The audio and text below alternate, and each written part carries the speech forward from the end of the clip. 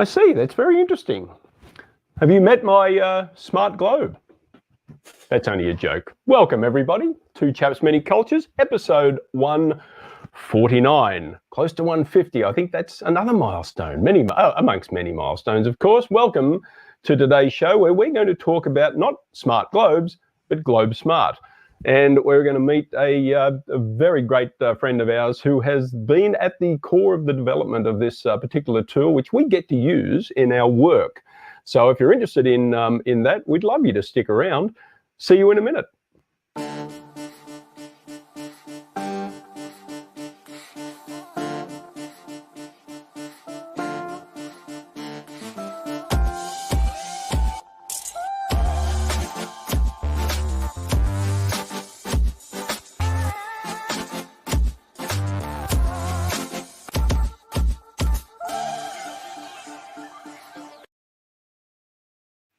Yes, welcome folks to the show of the business of culture and the culture of business, where we give you the tools and the tips to be the very best intercultural practitioner that you can be, or indeed the very best global professional. How are you today, pal? I'm globally smart, not as globe smart as you are, but that was, I see what you did there. All right. Be smart, people. Let us know where on the globe you are right now, because we inquisitive minds would like to know where you're joining us from. Have you had breakfast yet? Have you had lunch? Maybe you've already had dinner. Who knows? We want to know. Tell us where you're watching this. There's a comment box below. And let's get smart together. Absolutely.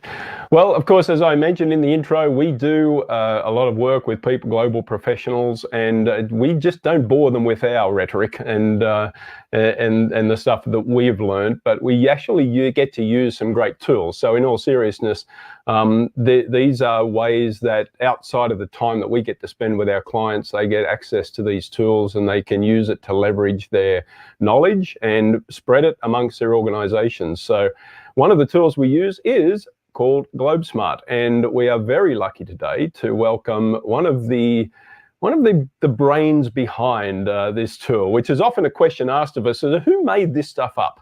Well, you're about to meet him. Let's welcome Ted Dale to the Two Chaps Many Cultures stage. How are you, Ted? Good to see you, sir. Hello, I'm good, thank you. Hey, Ted. Thanks for joining us. Yeah. You're welcome. You're welcome. Now, where are you in the world? Seeing we tried to get everybody to, let us know where you are. I am in the San Francisco Bay Area, where it is beautiful, sunny, blue sky today. We can send you some snow if you feel Got plenty here in Chicago at the moment. Well, that's great. So, but of course, your story is multifaceted, and I guess just to kind of set the stage about what got you into this field, what got you interested, what got you passionate about cross-cultural work. What was your kind of origin story? What is your origin story? Sure. So I am an MK. Do you know what an MK is? Oh, I know. A missionary kid. Yeah. I'm a missionary kid. That's right. You can't tell maybe by looking at me, but I was born and raised in Kyoto, Japan, almost 100 years ago. My parents were missionaries, and they were in Japan for over 40 years. So I actually grew up as obviously a very American-looking kid in Japan at the time when there weren't a lot of us gaijin around as there are now. When I was 7, I think we moved to New York City for 2 years. So I had a huge culture shock going from Japan to New York City for 2 years. I remember very clearly having trouble with my neighbors who were white, and having mostly friends with my Puerto Rican girlfriend and my black friends. And the only white guy I remember used to take my lunch every day in the schoolyard and throw it on the ground and step on it. So I had a hard time in the US. We moved back to Japan. Anyway, long story short, moved to Tokyo, where I went to the American school in Japan. Maybe some of you know the American school system. Very good school. I didn't like it at the time.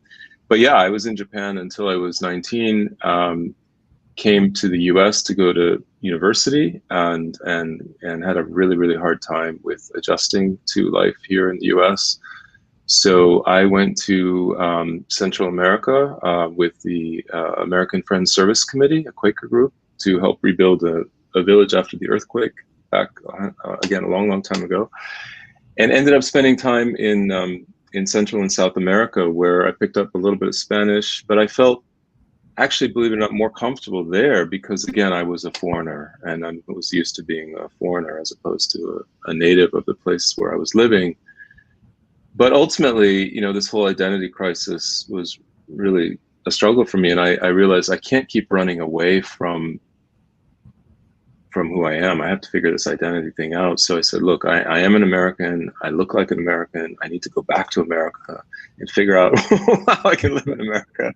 So long story short, I moved to America and had a 10-year saga where I was struggling to find my way and found the intercultural field up at the Summer Institute of Intercultural Communication, which some of you may have heard of.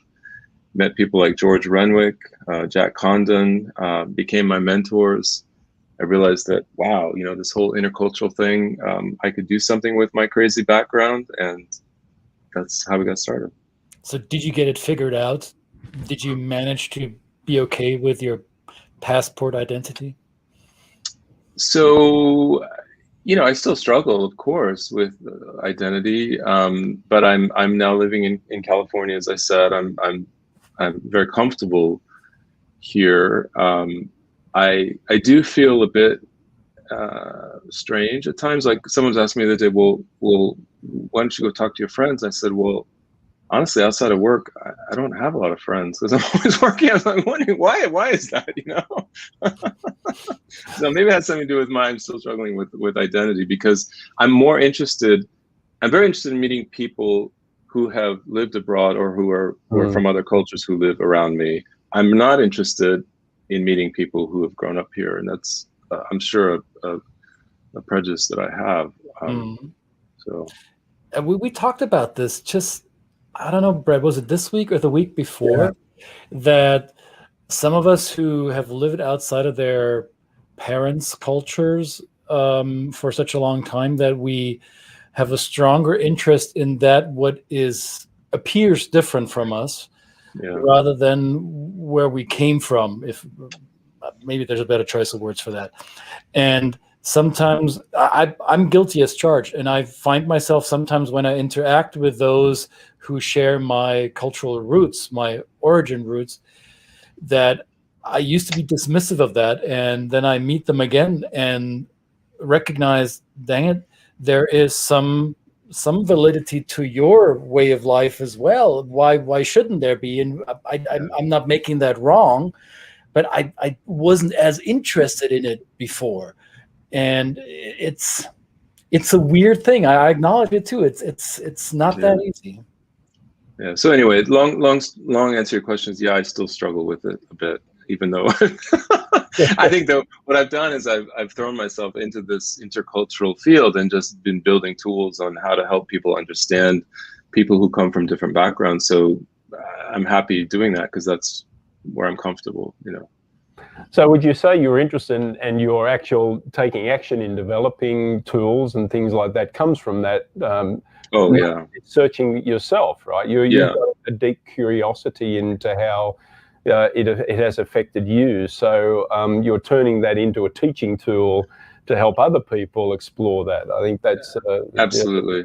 Absolutely. I mean, it's the only thing I know how to do. I tried to make a living doing other things and I couldn't survive. So we go to our strengths, right? Well, my strength is growing up as an intercultural kid, and so that's what I know. And all the creative challenge I have now is how can I take these, to me, incredible concepts of intercultural, you know, diversity, identity, and make engaging learning online.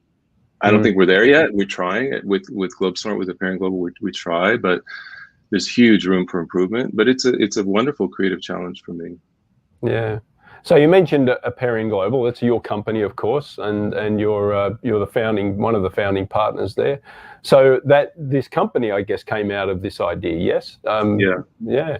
What was the origin of that? Right. So back in the 80s, I think I was at the Monterey Institute of International Studies down in Monterey, California, and started, well, the actual story is that they asked me to do some intercultural training for AT&T in New Jersey. And so I said, okay, I know Japan, I can talk to them. They were interested in Japan. So I went to New Jersey with a professor from the Institute and another Japanese student. And I remember very clearly flying back somewhere over Nebraska. I remember I had this insight because I had an $800 check in my pocket from doing this program. And that was the most money I'd ever made. This is a long time ago, but I thought, wow, you know, this is something that maybe I should take seriously and think about doing. And so that's how I got started. Then I started doing seminars in Silicon Valley on working with the Japanese. More and more people came. Then I met Ernie Gunling, who's my colleague, who's an adjunct professor at UC Berkeley. And we started working together on our first product, which was a video series actually on working with Japan. And he was in Japan on a Fulbright at the time. He was writing some of the script. I was doing the development work here in the US, the production work, even though I'd never done videos before. And that's how we got started. Yeah, very entrepreneurial start. That was back in the 90s, yeah. Yeah, so I mean, we have to say congratulations. This year, or last year, you celebrated 30 years. 30 years. That's fantastic. So yeah, that's a success story in and of itself, because not many small businesses, you know, last very long. So it's and it's not a small business, of course. Now you're a global brand, many different countries, offices all around the world. So congratulations on that. I just wanted to get that out because I think that's a great achievement. Just from yeah, if you'd asked me that, you know, 10, 20 years ago, I wouldn't have believed it. Yeah, you're right. It has been 30 years. And yeah. Great. So there you have it. You can make money doing this, right? So those of you watching, I didn't. My parents might be watching this. Yes. Yeah. Well, that $800 was about 35 years ago. Yeah. Yeah. So that's. Did you keep the check? I haven't made more money than that since. No, I'm just kidding. But yeah. Did you keep the check? No, I should have. Yeah. Okay, great. So in amongst this journey, of course, you wanted to develop tools, and GlobeSmart is again, we're just talking about the tool and the idea of using tools and the benefits of it, the efficacy of it. So GlobeSmart, how long ago did you start developing the tool itself? Right. So we had this video series called Working with Japan, and some of our clients, and we had great clients because we're in Silicon Valley. Everybody wanted to know about Japan back in the day. And so that was easy for me with my background. And then clients like, I think it was Cisco. I think the 4 founding customers of GlobeSmart were Cisco Systems, Intel, Kodak, believe it or not, and a large engineering firm. And they said, can you do something on the internet? And I said, sure. What is the internet? So it was a long time. We found it's a true story, 2 Indian developers living in Des Moines, Iowa, who had married 2 women from Des Moines, Iowa, one of whom came to one of our programs. And that's how we heard about them. They said, sure, we'll create something on the internet for you. And we said, let's call it GlobeSmart. And so that's how it got started with 10 countries. 10 cultures. We got our clients to allow us to interview their employees all over the world. And we started with 10. Now we have 99. We're just about to have 100 shortly. And yeah, it's grown from there. We have about 200 corporate global clients using GlobeSmart platform. With a 90% renewal rate. So yeah, it's worked out pretty well. So the brand GlobeSmart was the original name. So you never changed or rebranded it. That was, you hit it out of the ballpark right off the gate. Right. I think it was in the shower one day, you know. But people have said, you know, you should rebrand your company. Instead of Aperian Global, you should call it the GlobeSmart company, because people know us as GlobeSmart. They don't remember Aperian Global, but GlobeSmart is just one of the products of Aperian Global. So you said the clients allowed you to interview all their employees across multiple locations. So you went about in a similar way as one of the founding scientists in cross-cultural social studies. Mr. Geert Hofstede did it for IBM back in the day. So you followed a simple path. Would that be safe to say? Yeah, we didn't interview all their employees, but yeah, we interviewed many, many employees. We have a whole protocol when we add countries today. We have a very detailed protocol that we go through. We interview people from the culture. We interview foreigners who have a lot of experience working with the people from the culture. We combine all that data. We write up an initial draft. We get feedback on it. We post it. We get ongoing feedback. Today, we still get feedback all the time from our users around the globe, and we make changes. Yeah, it's quite a detailed research. So it's a dynamic tool. So that's a question that we often get in the training room as well. Where does that data come from? Is it current? Is it kept current? So this is a living database, right? It's not once and done. This is something that you add on and continuously improve, correct? Right. I mean, we do, in part depend on our users, because we have many, many, many users all over the world to help us. Because in the GlobeSmart tool, which should I show that here? Of course. And while you pull it up, I just want to honor our good friend and colleague Basma in the Twin Cities, who's tuning in and saying she's found us after 6 hours of teaching, and now she's wanting to decompress with us. Well, good luck with that, Basma. Yeah. Okay. Do you see it now? We're seeing it here. There it is. Oh, good. Yeah. So basically the platform has three parts to it, right? On the left here, you see a whole series of various e-learning components, including other assessments as well. And then on the top right here, you see the GlobeSmart, what we call the profile, where you can do your comparison with people in the 5 dimensions of culture. And then below here, you see the culture guide section. So started out with just the culture guide section, so for example, if you want to look at Brazil, you can type in Brazil or find it there, and then you can see actually over 50 topics. If you click down into these, there's over 50 topics for each culture, and then you can click down to even a further level. You can see actually all the topics in the index. There's those topics across just about 100 cultures in the culture guides. And that's what I was just talking about a minute ago, the research and review process. And then the other part of the tool is the profile. So that's this here, where you can view your profile. You can see that I must have clicked on I clicked on Spanish. Well, let me click on English. I can go to Chinese if I want. That's a good question. How many languages is the website available in? So right now, this part here is just in 3 languages. I'm sorry, 6 languages here. We're adding more all the time. We're adding Korean in about a week or so. The actual survey is in a few more languages than that.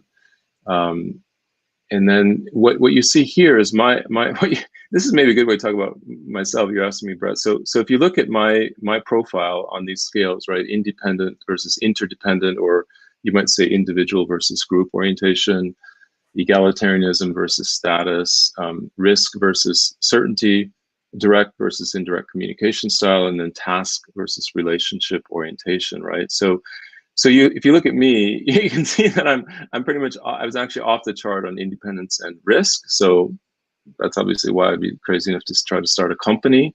But what you can do here is you can either retake the survey, which I won't do, but it works well on a mobile device now as well, or you can, sorry, let me go back to where it was. You can compare to either teams you create, to individuals you invite, or to any of the almost 100 cultures in the tool. So let me just select one at random here, and I'll also select a colleague of mine. And then you can see right away the difference on the profiles, either for me relative to the average profile based on the research to date, in this case for Egypt, or for my colleague Anthony, based on his responses to the survey. And by the way, you would invite them in the system, they get an email, they have to accept. Once they accept, you can see their profile. And Basma, Ted chose Egypt completely randomly. It has nothing to do with it. But still, That's right. That's right. So So very if intuitive. if I want to know more about that, I can click on Egypt in this case, and I can either get advice from me, or I can go to the culture guide that I just showed you for Egypt. In this case, I'll click on advice for me, and I will immediately get dynamically generated advice based on our relative positioning on the profiles over here on the left, on all these very practical topics like building relationships, communicating feedback, leading people, managing meetings, etc. So that's the profile part of the tool.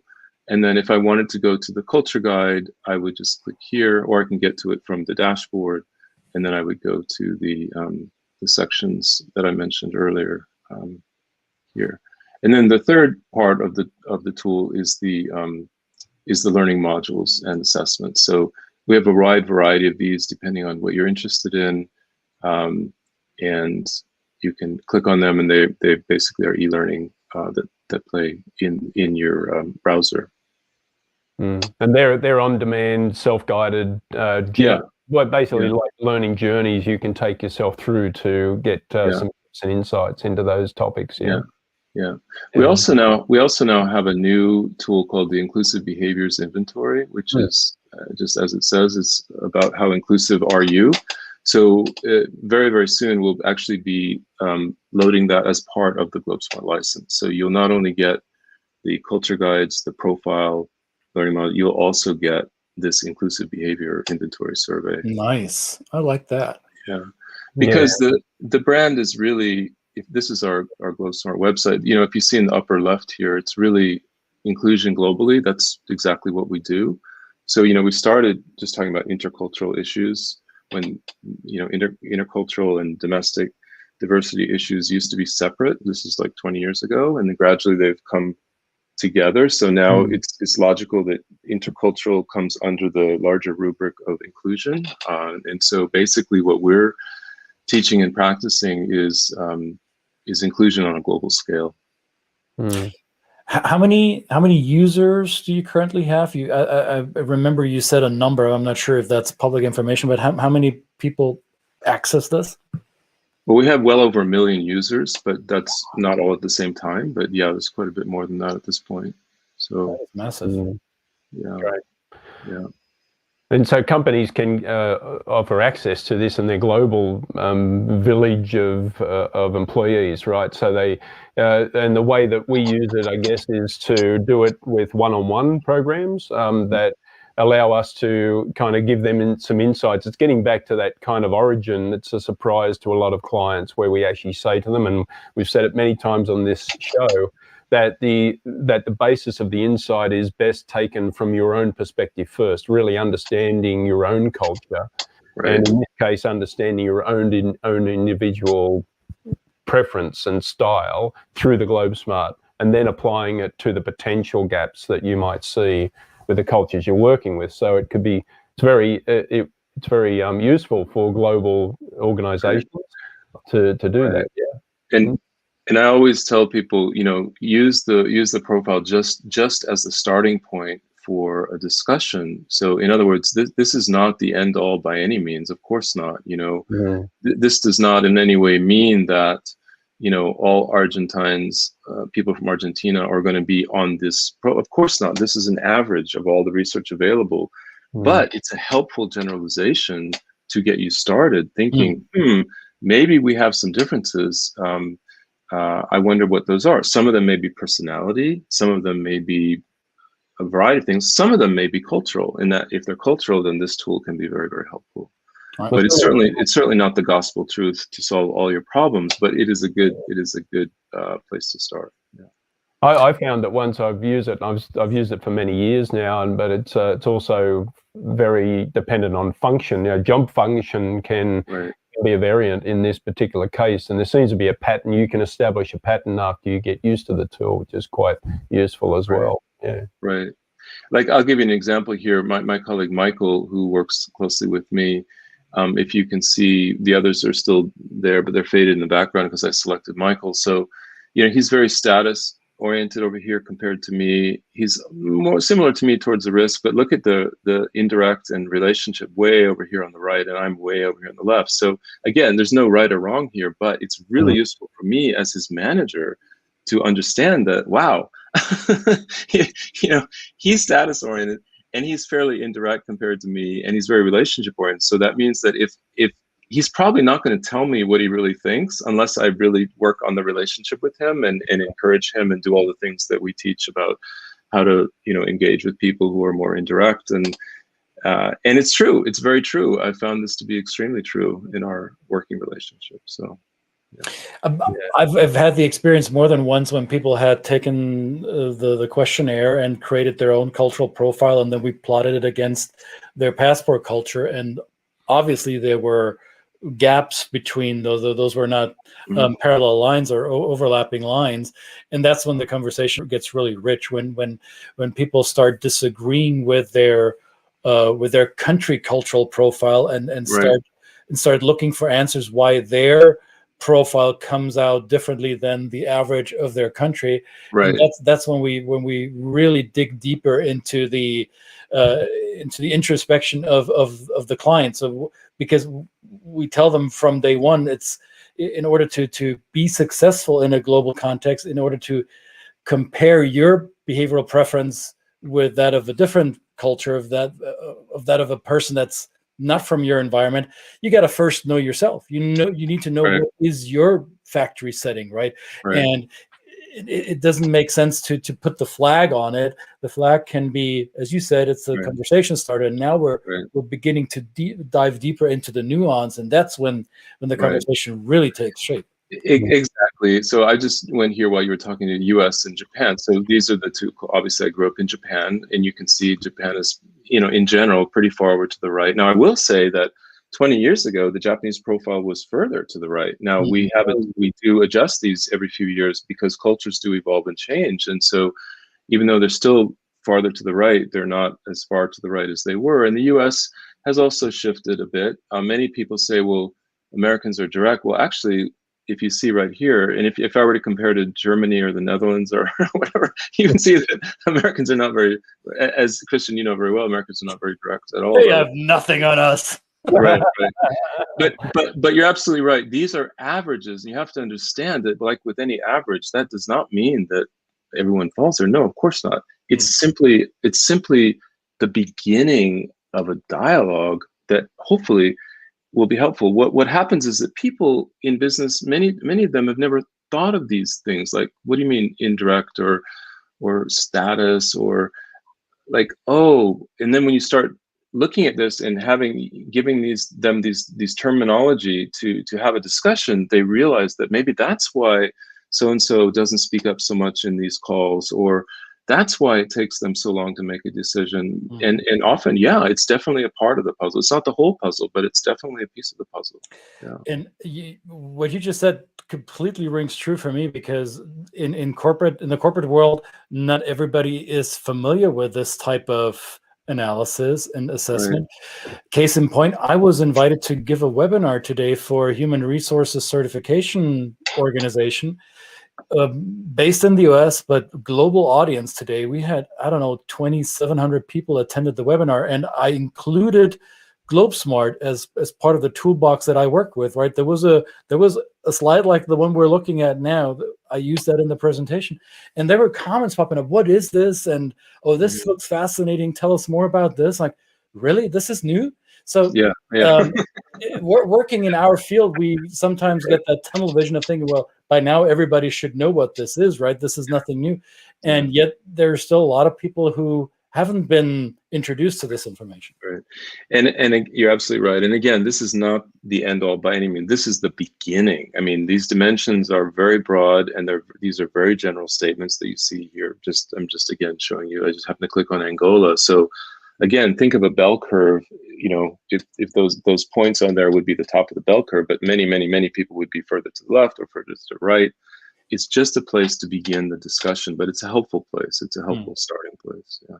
And as you've mentioned a couple of times, this isn't a measurement of right or wrong. And I think many times the other the other possibility of this, and it's been used by clients that I've used, as I said, so if I give this to my team immediately, maybe the people that report to me immediately, I've had people say this is a great icebreaker because you're coming to it as a senior person and offering this to your team, and everybody's kind of getting some insights on a continuum. And so it's not a personal thing. It's not you're direct and so therefore you're wrong. You know, this is just some insights into, and I know people have said to me, this has been a great icebreaker for me to help onboard me as a leader. To give some insights, you know, people say, when you hear me being direct, that's just my cultural background. It's not me being rude. It's Right. I just think it's a really fun thing to use these type of tools in that manner. Yeah, Exactly. And I just happened to pull up a random. This is called Ted's team. I have many teams. This is just 3 people two other people I work with actually. But yeah, exactly. It's a great way to start a meeting, to say, hey, let's talk about how we engage in our meetings. And this is one tool, not the only tool, but like you just said, you can say, well, it just shows that you're very task-oriented, me, and very risk-oriented, me. Yeah. So what would that mean? Like, what does that mean, and how I engage with you? What do you see? Or, I say, well, yeah. And also, remember, this is an inclusion diversity tool, because what do you not see on your team? Like, maybe there's not enough people on the certainty side in this team, right? So what might you be missing if you're trying to reach people who are different style than you? What are you not seeing, and what are you not understanding about the need for certainty-oriented people to have more detail, to have more background context, et cetera, right? yeah. Talking about background context, there is a lot of depth to the culture guides section of this website. For those of you who have dabbled with a tool similar to this, or you've been introduced to it because your cultural trainer brought it to the training room, the profile comparison is great, as we just established. If you choose to purchase licenses for yourself or for your team, you get access to the whole depth and breadth of this catalog, which will keep you busy for quite a while. So there is no shortage of information in there. Yeah. And even if I go in, and I go in repeatedly to refresh my memory, to prepare myself for a training session, I find myself surprised over and over again at some intersection in the content that I hadn't seen before. So this is well worked out and well thought out. Yeah. And there's, I was just, sorry, go ahead. I was just going to point out, well, go ahead. No, go ahead. Yeah. Oh, well, maybe you were going to say the same thing, because I can see you bringing up Bangladesh. So this is kind of like, we think about some generalities when it comes to regional tendencies for cultures, like we might say Asia in this case, or Europe. But there's certainly, as Christian so rightly said, I found some really key information specific to the country that kind of goes against what we might collectively think. So I don't know. Yeah. Right. And like I was mentioning in the footer, and of course here you can select the language. By the way, this language selector is actually in the culture guides piece. This is Google Translate, so it's not perfect. It's machine translation, but in the profile components, it's actually professionally translated. So there is a difference in terms of translation. Yeah. Well, Ted, I'm curious, because 30 years of Aperian, or 30 plus years of Aperian Global now in GlobeSmart, how would you say has the industry, or not the industry developed, I would like to say, how did you see the marketplace react differently to your service and your product now than they did when you started out? Has there been a shift or a development? Sure. I mean, people usually come to us, or they used to come to us after they've fallen on their face. Like in India, for example, Americans say, well, they speak English, so it should be fine. And of course, those of you who experience, they go to India, they work with India, and they realize that, they don't tell us directly when there's a problem. They're very indirect communicators. What's that about? And so obviously, for those of you who have used GlobeSmart or in this field, you know that a lot of it has to do with the importance of hierarchy, the importance of not embarrassing your boss, et cetera, et cetera. So the communication is less direct, et cetera. So those people may have found us after they failed in India, for example, but we have a very small marketing and sales team. They're very good, but they're very small. So a lot of people don't find us. Now, though, I will say that the area of inclusion and DEI, right? We are being approached by more and more DEI professionals saying, hey, this is obviously a critical part of diversity, equity, inclusion, and how can you help us? And so we not only show them, as I said, the GlobeSmart tool, but also those, the culture guides, but also the how the profile can help them, and the new assessments like the like I mentioned, the inclusive behaviors inventory here, et cetera, et cetera. So yeah. So I think there's a shift in terms of who's approaching us. We had a call this morning, and I think we said that there was over 60% of our inquiries are now coming from people with diversity, equity, or inclusion titles in their names. So would it be safe to say then that the corporate world that was once maybe a bit ignorant or reluctant to embrace the work that we do, that has given way to a more openness around this? Certainly, in the sense that inclusion, as probably most of your viewers know, is now just hugely important. It's certainly in the U.S. and growing in EMEA and even in APAC, starting to grow more. And so, for those people who are in the inclusion space who are interested in looking at it globally as opposed to just domestically, they hopefully will find us, because that's where we can add value. If it's just domestic, mostly black, white, and race issues, we're not the ones to go to. But if it's looking at inclusion, diversity, equity on a global scale, that's where we can be helpful. Nice. Excellent. Great. Well, thanks for giving us a tour. Sure, anytime. Yeah.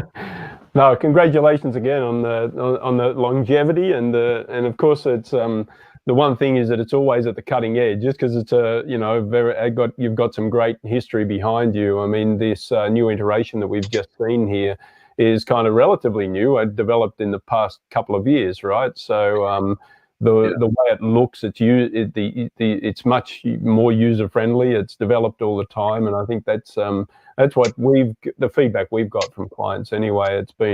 It is intuitive, and it has to be in this day and age where people are used to scrolling and clicking through things. So it's a great tool, and I'm always proud to use it. So and I'm not just saying that to make you feel good.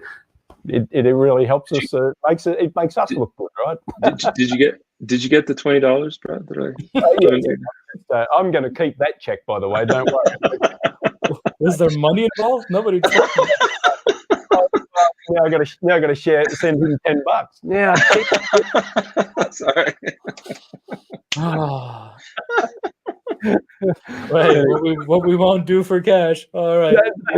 That's right. Yeah.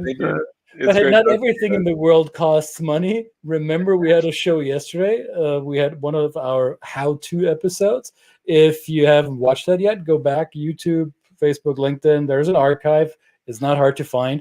There's your worksheet for it. So follow the link. It's also in the comment box on YouTube. Shouldn't be hard. Get your worksheet. Some tips on how to handle blunt feedback. That was the topic of our how-to episode yesterday. Absolutely. The type of information you would find in GlobeSmart too, by the way. Yeah, that's right.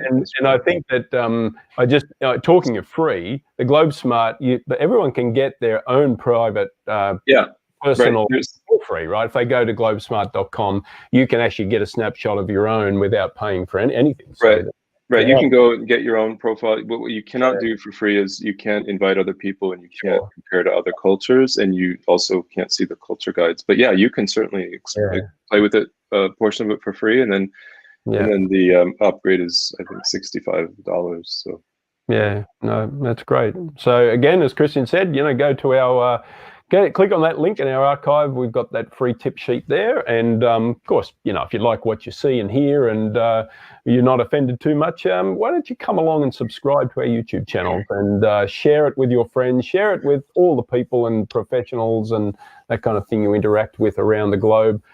We would very much appreciate it. We need to be loved. We don't have to pay us like Ted.